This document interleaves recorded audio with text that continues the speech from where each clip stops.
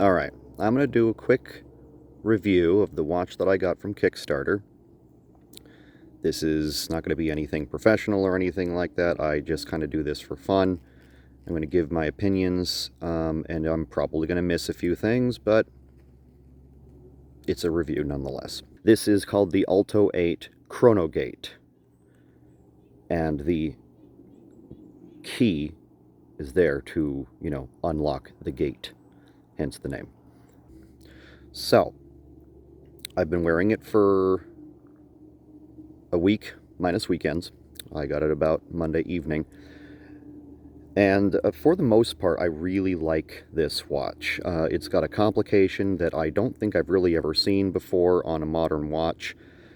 It, on the top of the hour, at 12 o'clock and midnight, these digits switch from 12 to 23 to 0 to 11. It does this by having a module on top of the movement that has a rocker arm and cam system that on the top of every hour, the rocker arm clicks into place, rolls the cam, and slides the digits to the next setting. Now, one thing I did notice the first couple of days wearing it is a couple times the rocker arm didn't activate and it just passed the top of the hour and nothing happened. So I wound it again all the way to the next top of the hour, and it did end up switching over. The one other thing that I saw happen, it only happened once, is that when it was supposed to click over, it clicked halfway and got stuck in between the two digits, and I kind of had to whack it against my hand a couple of times to get it to flip over. And eventually it did. And since then, for the last 3 days or so, it has been keeping good time. It has been clicking over when it's supposed to. Nothing else bad has happened except for the second hand traveled about 7 or 8 seconds before it clicked over. I think the reason for that type of discrepancy is stopping the watch, pulling out the pin, and timing it while the second hand is not at the 12 o'clock position. So if anybody has this watch or is thinking of buying it, I would pretty much only pull out the crown when the second hand is at the top of the hour. And the other thing that I wouldn't do is wind it backwards, because I don't know if this rocker arm is meant to click when the hands are running backwards. So I probably will never wind it backwards just out of a safety for the movement type of situation. I will flip through the hours. I'm also doing so slowly so as to baby the movement, as it were. Maybe I'll get some extra life out of it. Maybe not. Who knows? But I think it's probably easier on the watch if I wind it slower. And click right at the top of the hour. It's a Chinese movement. What they did is they basically took it all apart, refined it, cleaned all the parts, added the module on top when they assembled it. And another thing that they did is they excavated a lot of the bridge work and base plate work to basically make it a skeleton movement. But they didn't make an exhibition case back at first.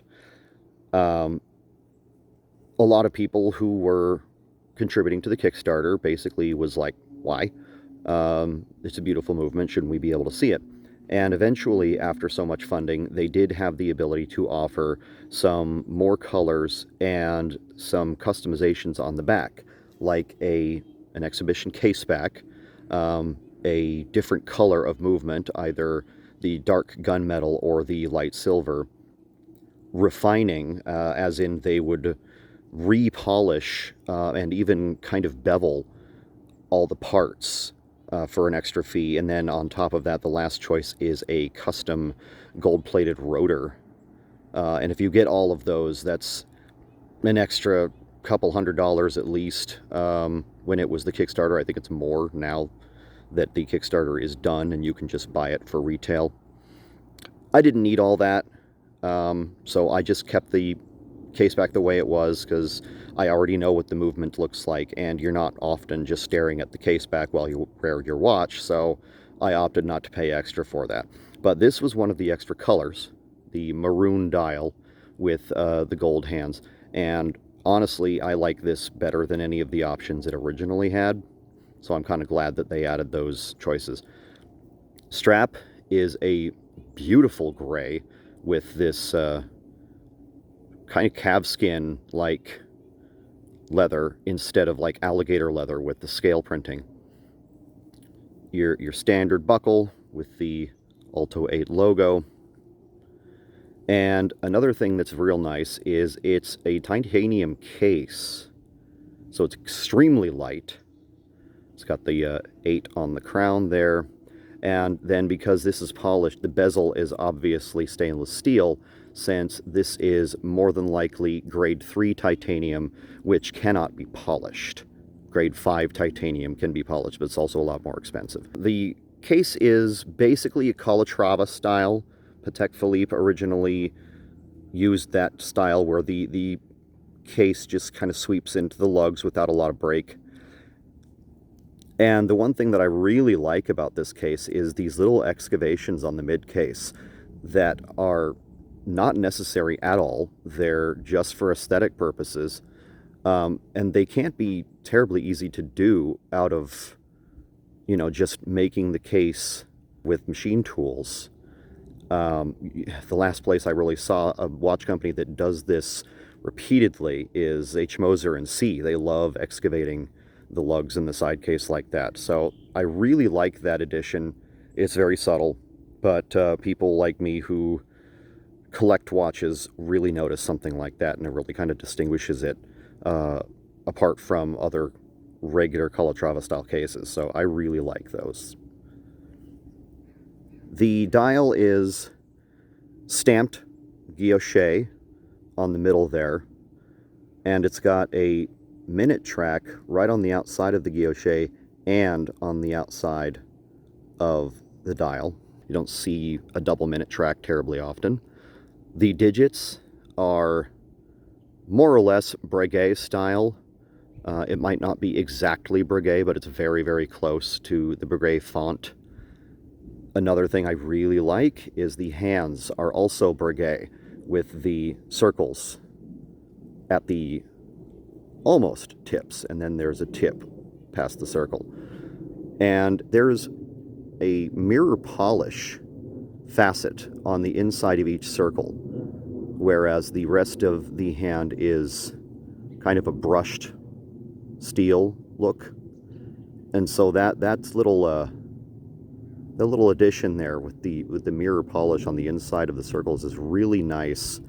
It's another just purely aesthetic choice, but I really commend the company for doing something like that. Subtle, yet it makes the hands pop. The key is obviously polished, and it shines really nicely against the light. The other parts on the inside there are a brushed steel pattern. Even there's a little beveling on the inside of those plates there. And the base plate under that rocker arm, I don't know how well you can see it, but it actually has engine turning or perlage on the underside of that, and that's a very nice touch.